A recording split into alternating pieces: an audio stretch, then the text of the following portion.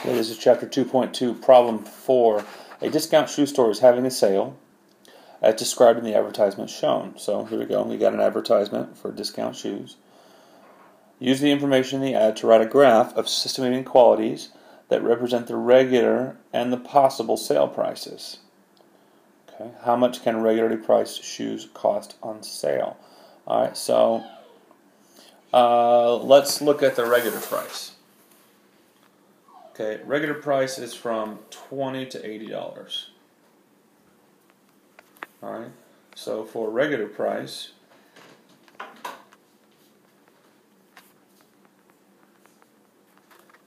$20 is your lower bounds, and $80 is your upper bounds. Okay, that's the lowest you can do is $20, and the highest you can do is $80, and those are vertical lines. Okay, because you can look at it as x is greater than or equal to 20, and you can look at it x is less than or equal to 80. You can look at it under both. So let's go ahead and make this. Let's go ahead and start our graph. So I'll just mark every 20. So this is 20, 40, 60, 80, 100. And this is the regular price. Okay? So we have two lines to put up.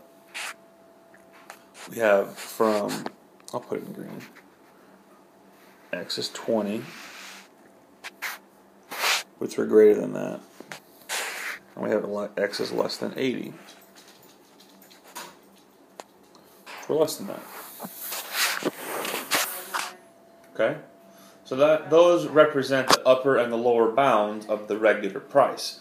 All right, now we need the upper and lower bounds of the sale price. So let's go ahead and start that out. So I'll do 20, 40, 60, 80, 100, 60, 80, 100.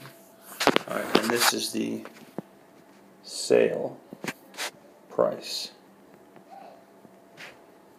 I don't know why it looked like a nice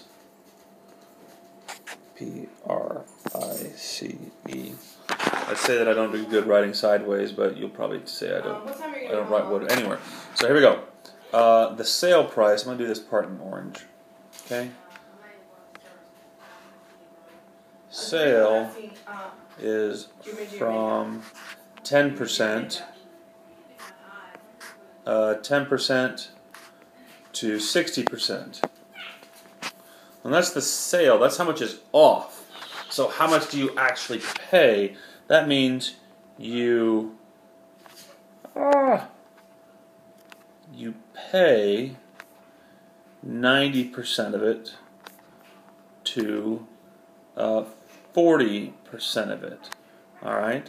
If it's 10% off, you're gonna pay 90%. If it's 60% off, you're gonna pay 40%.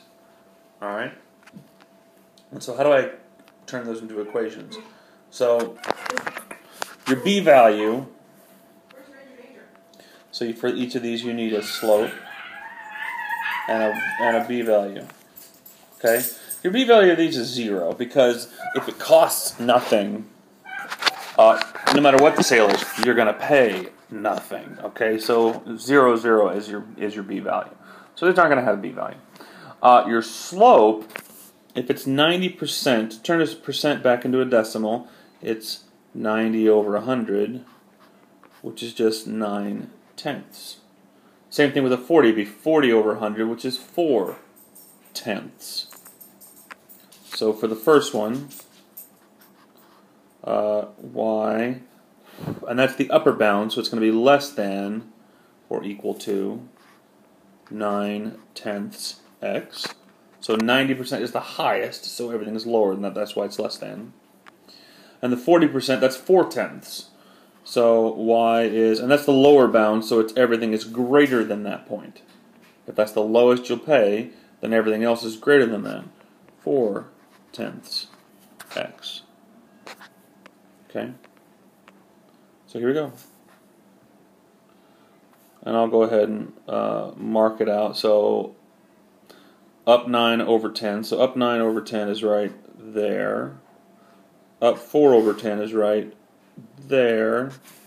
And so let's see how well I can draw this. That's pretty good for freehanding it. And there is your other line. Alright? And that's your upper and that's your lower. So this is another one of those cases where between the two orange lines and we're between the two green lines, which means the shaded region is right in here. Right? That will be a graph of the system that represents the regular and possible sale prices. So, for example, let's say a regular pair of shoes is 60 bucks. Well, there's 60 bucks right here. Okay? It could cost anywhere from wherever this is to whatever that is. So let's just say it's that one right there. Let's change the opacity so that I can really do that. So that is a valid solution right there.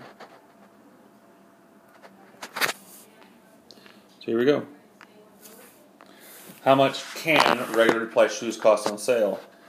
A $60 pair of shoes